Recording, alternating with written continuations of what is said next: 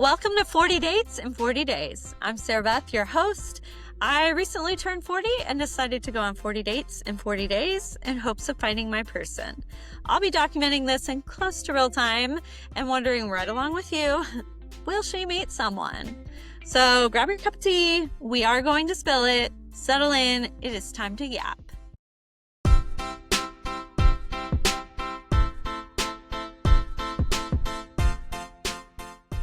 Welcome to the first ever episode of 40 Dates in 40 Days, a podcast. This is actually my first podcast, period, in terms of recording on my own and so forth. So I'm really excited to be here. I'm really excited that you're here and for the support that I've gotten thus far. So yeah, let's just dive on in. In this episode, we'll be talking about me and why I'm going on this challenge, as well as what it really entails, what it's going to look like. I've gotten a lot of the same questions over and over, which honestly were the same questions I had when I started thinking about this. So we'll go through some of those FAQs and what to expect in the coming episodes, and it's going to be great. But before we dive in, I want to talk about this episode's sponsor, which is Aspire Audiology. You may have heard of Aspire. They're Middle Tennessee's premier audiology services with 8 locations in Nashville and the surrounding areas. There's one convenient to everybody, and they specialize in everything from musicians' earplugs, to filter out the harmful sounds so they can still hear the music, and hearing protection, to hearing assistance for infants on up to seniors. And even if you've just got a lot of gunk that you need to be removed, they will not want you to use a Q-tip. So come in and see them. They'll get you all straightened out. Be sure to call Aspire Audiology. And when you do, be sure to thank Dr. Randy, who is the owner of Aspire, for suggesting this podcast. Without her, this podcast would not have come about. She's one of my closest friends. So give them a call. You'll be glad you did. All right. Well, this is kind of a housekeeping episode. So every episode, I want you to grab your tea or coffee. Obviously, I know lots of people listen to podcasts when they're walking or doing anything other than sipping tea and coffee. But I really want this to be a chat. So I'm going to have my tea each week. This week I'm using, I guess this is backwards for you, but it says, believe in your magic. Anyway, it's a mug that I got in a clothing swap I did with some friends last weekend. And I just thought it was a really appropriate way to kick off the positive intentions and just establish some good vibes for this podcast. I'm sipping on some toasted coconut almond bark tea, which I'd never tried before. It's a Bigelow tea. I think we're not supposed to use tea bags now because of microplastics, but they still make good tea. So let me know in the comments what you're sipping on. I also want to start each episode with a really bad dating story, because those are just so fun, but also a good dating story. Whether you ended up with the person or not, you can still have a really good date. And I want this podcast to be very positive. Dating is really hard. I get that. Trust me, I know. But the whole point is to look at it from a positive perspective and see what good can come out of it and to have hope. So I'll be starting each episode both with a bad and with a good story, and would love to hear from you. I know everybody's got all kinds of dating stories. So if you're interested in sharing, please send me a DM. My handles on social media are all 40 Dates Podcast. So that's on Instagram, TikTok, and YouTube. 40 Dates, 40, the number, 40 Dates Podcast. And just send me a DM or a voice memo or write me an email, whatever you'd want to do. I'd love to hear your stories. But since this is the first episode, we'll start with one of my stories. I have a lot of bad date stories. This one is one of the worst, and I think it really helps you understand kind of what my dating history was like when I was younger. So before I dive into the story, I have to tell you that for almost all my 20s and early 30s, I had a very specific type. Very specific. I don't know if you've seen the meme. I'll put it in here for YouTube. But if you've seen the meme, it's like Sprite, 7-Up, Squirt, Mountain Dew all lined up in a row. And it was like, girls be like, I don't have a type. That was totally me. And my type was military guys. Specifically, especially as I got older, special forces guys. Now, it definitely was about the uniform, but it wasn't only about the uniform. I really liked the military and still do. Still really respect the military, but because of their patriotism and their sense of duty and the built-in ambition, you're automatically working towards advancing when you're in the military. And then the special forces guys or special ops, they're very intelligent. So there was a lot more to it than just they look hot in a uniform, although they do. That being said, I went on a lot of dates with a lot of military guys who had not worked through their trauma. And one of them years ago had been both a Green Beret and an Army Ranger and was now a military contractor. And he told me a lot about some of the stuff he'd been through. And he went to like military mandated rehab, which, if you know anything about the military, it takes a lot for them to send somebody to rehab or to suggest mental health care, period. Or at least it did. Maybe it's changed. I hope so. Anyway, the worst date is the second date story, but you have to understand the first date first. We go on this first date. We met on one of the apps. I show up. We're at a brewery. He's talking on the phone. He looks me up and down while he's talking, and he says to whoever he's talking to, he's like, "Hey man, I gotta go. She's here and she's not." Which was flattering, obviously, but wild. Then he kisses me. Mind you, like I just walked into this bar. And then we go on the date, and for some reason, I kept like switching locations. This was stupid of me. Learn from my mistakes. But I kept switching locations with him, and he kept doing the same thing. He was very territorial, wanted everybody in the bar to know I was with him, that kind of thing. We end up at his buddy is SEAL Team 6, which of course he is, and is dating someone who lives in Belmead, who's the heir, I won't say who it is, of which brand, but she's the heiress, like the great-great-granddaughter of a very famous condiment brand. So we're there at this house in Belmead. I'm with a SEAL Team 6 guy and this military contractor and the condiment lady. How did I end up here? This is so wild. So anyway, date ends. That's the end of that. Until like a week or so later, I got bored and I was young and I had not been through therapy yet. So I reached out and I was like, hey, what are you doing? So he picked me up and we went to Oak Steakhouse. He was definitely a guy that liked to throw his money around. We went downtown and he parks and goes to the meter to pay. For some reason, kneels down at the meter, like on one knee, and takes his wallet out to pay. Don't know why he did that, but this is so Nashville. As he's doing that, this girl on a scooter whizzes by and she's like, oh my gosh, I thought you were going to propose. So anyway, we go into Oak and he had told me that he was married 3 times, which again, lots of red flags here that would not pass muster today, but at the time, I was young and bored. So I said, well, you told me what happened with the first wife. You told me what happened with the second wife. What happened with the third wife? And he got so mad at me. The third wife was the mother of his children. So I understand there was a different relationship, but I only asked because he told me about the other 2. He lost it, switch flipped. And he's like, why are you asking me all these questions? I'm like, I'm not. I asked you one question. We don't have to talk about it. He's like, why do you keep grilling me? Who sent you? Her lawyer sent you, didn't they? It was so bizarre. And this just kept on. He just kept attacking me for like 5 minutes. And I started crying, which I will likely do many points throughout this podcast. Just be prepared. But I started crying and then he finally calmed down and he was like, I'm sorry. This was mostly my fault. And I was like, no, it was definitely all your fault. So he comes around to the side of my table, starts like dabbing my tears with a napkin. At the moment, the waiter comes back. It was like, oh my gosh, I thought you were proposing. So it was a wild night. Then later he told me he loved me and we never spoke again. Anyway, so that is one of my worst date stories, but a good date story and keeping with the military theme. One of my first boyfriends and my first military boyfriend, I lived in Virginia Beach in my 20s.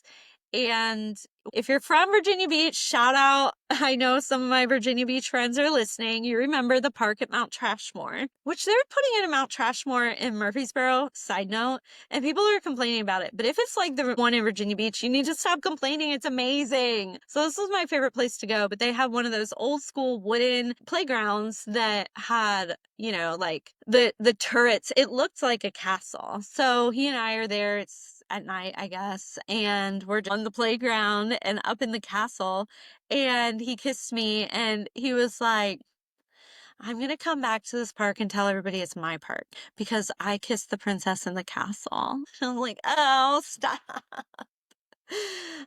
So I fell for that for sure. Obviously, I still would. But it was just a fun night. Aside from that, then we hung out on the mountain, but it was after sunset. And so a cop came up. But my boyfriend at the time, he was a firefighter in the Navy. And so the cop came up and saw him wearing a firefighter shirt and was like, sorry, man, I didn't see the shirt. I guess it's not really a rivalry, it's a camaraderie.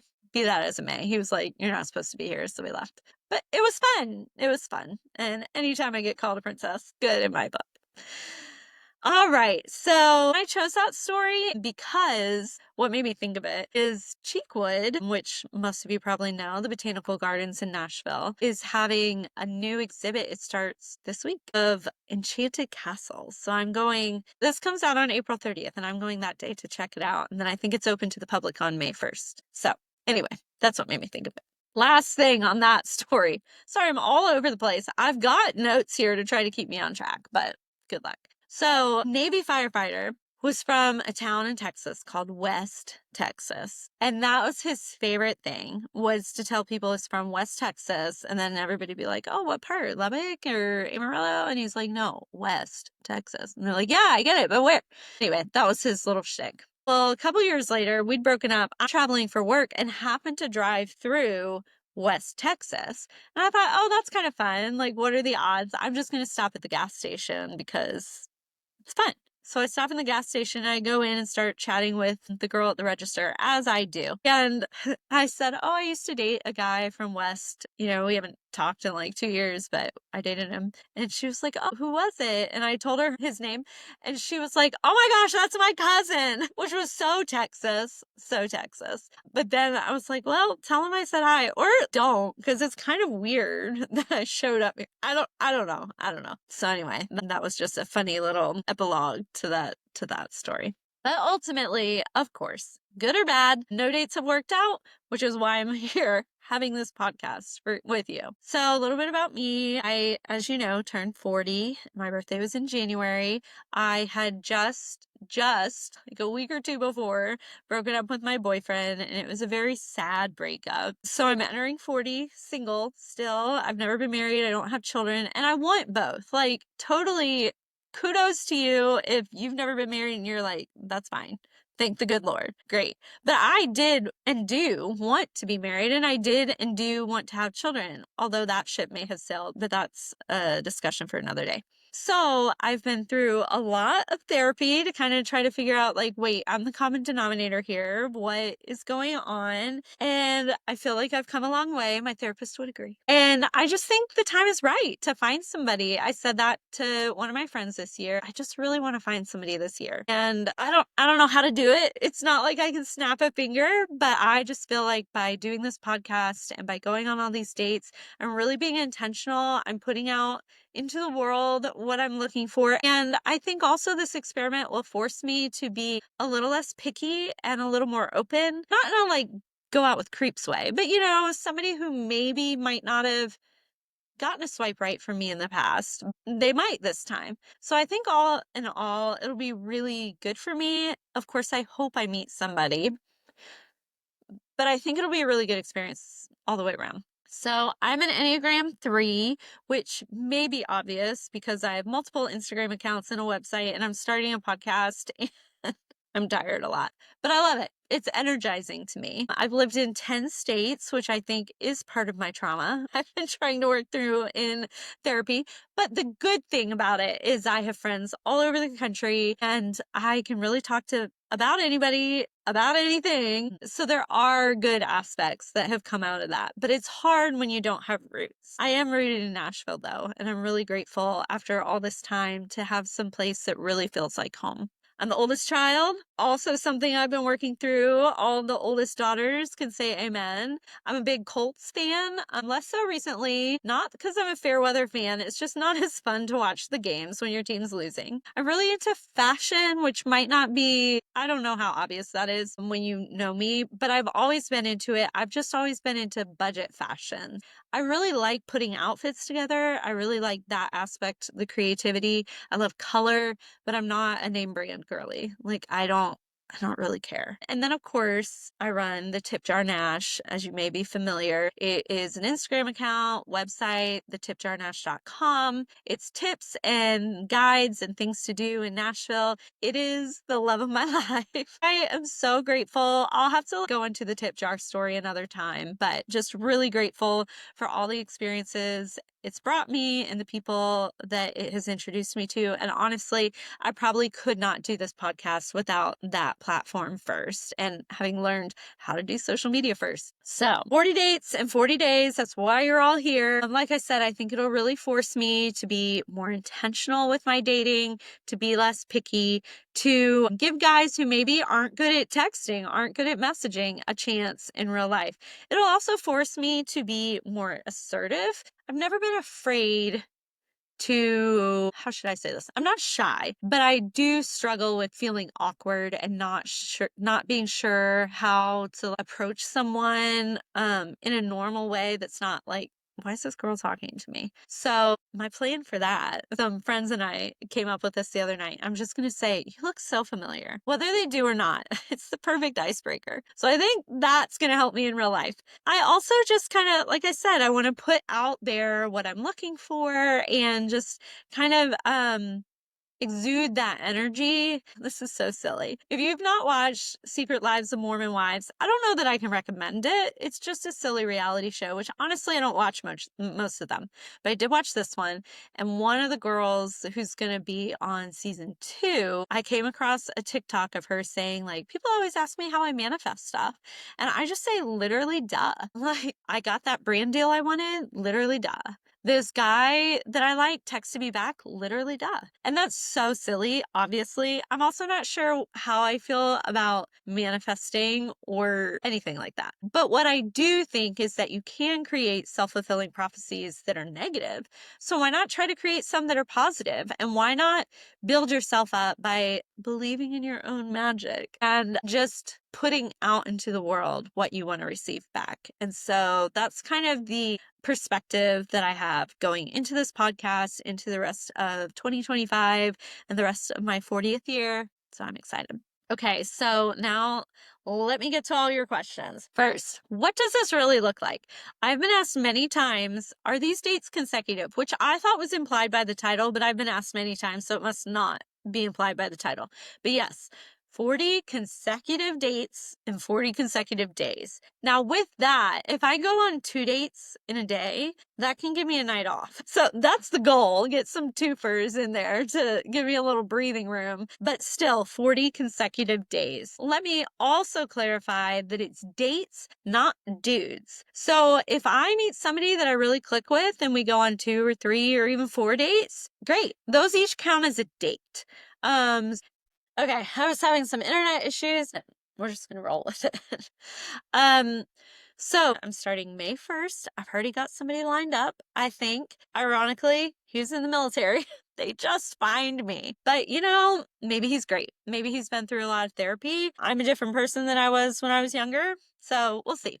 It'll be good. But yes, they run May 1st through June 18th, which you might be like, that's more than 40 days. That's correct. That's because I'm going to Alaska in at the end of May through early June, and I want to focus on enjoying my trip and not trying to find a man there that likely will not be able to date me in Nashville. I might go on one date just for fun, but I am going to take a break just for those days that I'm traveling. And the other thing that I really want to stress is, to me, these are real dates. This is not a gimmick. Of course, I'm excited about the content aspect of it, and I think it'll be a really good experiment and so on and so forth.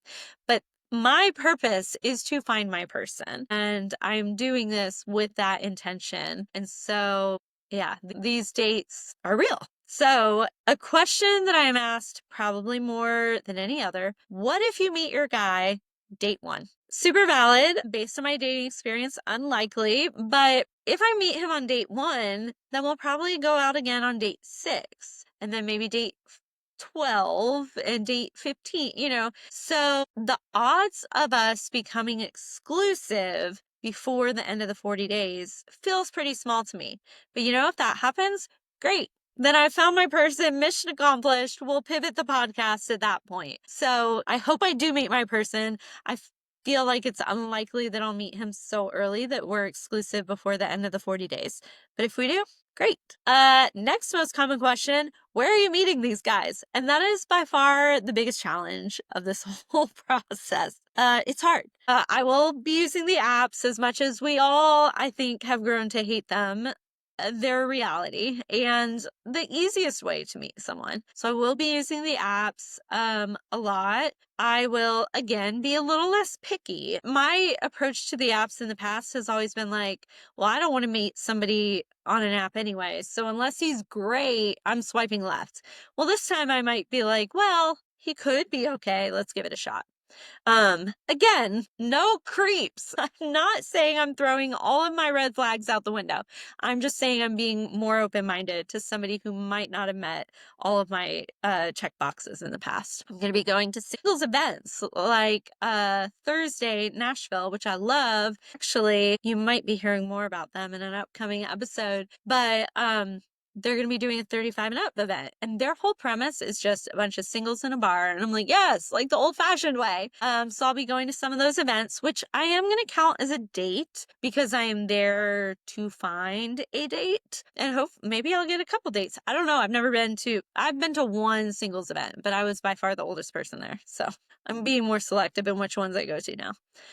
I'm gonna try to meet them in real life. Like I said, I'm gonna use you look so familiar. When I was younger, I used to write a lot of notes on napkins. I say a lot. I think I did it like 3 times. I did kind of fall in love with a guy that I did that with. That didn't work out, obviously, but the napkin was successful. I don't think I'll probably use the napkin technique anymore, but I really like this. You look familiar. And then the thing I'm really excited about is I have a nomination form, which is linked in my Instagram bio. So if you have somebody that you think would be a good fit for me or would be game, please nominate them. I ask some questions, but not any hard ones. And I do ask for a picture. The thing with the nominations is I want them to be in on it. I don't want you as a friend to get in the awkward position of nominating somebody and then they're like, wait, this is for a podcast?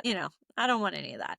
I'm also asked, what are you looking for? Well, I'm glad you asked. As I've gotten older, I would say the things that I value most I wouldn't say changed, but priorities have shifted a little bit. I'm much more concerned with kindness now than I was when I was younger, which is a weird thing to say, but when you've had a lot of people be unkind to you, that becomes a bigger deal. Honesty, integrity, those are things I really value. I'm a big quality time person, so I just want to be with somebody that has time for me, time to be in a relationship. I'm extremely busy. We're all extremely busy. It's 2025, but you can make time for what's important to you, and I just want to be important to somebody. Probably a true homebody and I would not fit. I go out all the time because of the tip jar and because of my personality. I love doing that.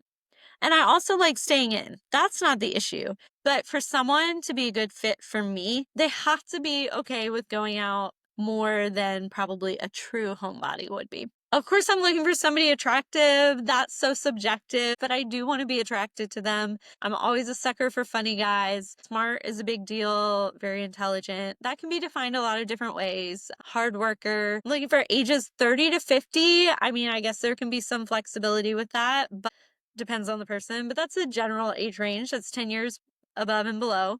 I'm okay with children, although ideally I'd like to have my own, but that's not a deal breaker. Again, topic for another day. Somebody who has worked through their divorce or their previous relationships. That has been an issue in some of my past relationships, is people dating before they're ready. That's the nutshell of what I'm looking for. I say all that to help people who might want to nominate someone, but just to give you an idea. The next question I am often asked is, will you tell the guys? So here's the thing. I've spent a lot of time thinking about this. I don't want this to be like How to Lose a Guy in 10 Days, where they find out at the end, wait, you were just writing an article about me or whatever. But I also don't want to lead with it, because I don't want guys to think that this is a gimmick, because for me, it is not. It is a way to try to find my person. So obviously, if they follow me or they're nominated or whatever, they're going to know, and that's fine. I'm not trying to hide it. But if it's someone who doesn't know, I think on the second date, I will just say, I have a podcast about dating, and kind of leave it at that. So it's in the open, but I don't want anyone to feel devalued by being, I'm only one of 40. That's not it. You might be one of 10 if we hit it off and I stop dating. So what are the actual episodes going to look like? Well, some are going to be recaps. We'll talk about the guys. I'm going to give them all pseudonyms or nicknames, probably nicknames, and no identifying details. I'm not in the business of slandering anyone. I mean, if you're a jerk to me, I will talk about your behavior, but I'm not trying to get anybody canceled or doxxed or anything like that. So they will be recaps of my dates, perhaps even some recaps of conversations that I'm having on the apps, so on and so forth. And I'll also talk about where I went in Nashville and good date spots and, anything dating related. And then there are going to be some special interview episodes or just conversation episodes interspersed. One of my really good friends is a psychologist. She wrote about dating in the church and purity culture. So she's going to come on at some point and we'll talk about that. I'm also going to have a guy on who runs some singles events in town. He's going to talk about those events as well as dating from the man's perspective. I'm going to try to line up a dating coach. I think I have one. I'm going to have somebody who owns a local bar come in and talk about his experience. He's a newlywed and he wants to talk about dating in the food and beverage scene, which I think could be really interesting. I'm also going to ask him what dates are like from the other side of the bar. I would love to hear more about that. So it's going to be mixed up, but I think it's going to be really exciting, hopefully really entertaining. If you are a bar or restaurant and would like to sponsor an episode or any of my dates, please let me know. Would love to talk with you about that and can talk about it on the podcast. So I think that's all for today. Thank you so much for being here. Thank you again for supporting me in this. I know it's insane. One of my friends was like, maybe you should just go on 4 dates in 4 days. I was like, well, that's more manageable, but nobody will listen to that. It has to be crazy. So I'm just really excited to do this. Excited about what things I might learn about myself and about society and dating and so forth. The connections that I'll make with you all, and who knows what will come of it, but hopefully I will meet my man. So thank you again. Please be sure to subscribe wherever you get your podcasts. And I think I set it all up correctly, but I guess if you're listening, I did. But if it's not loading properly on wherever you get your podcasts, please let me know. Follow me on TikTok, Instagram, and YouTube at 40 Dates Podcast, the number 40, 40 Dates Podcast, and on all the podcast platforms as 40 Dates in 40 Days. Thank you so much for listening. And until next time, wish me luck.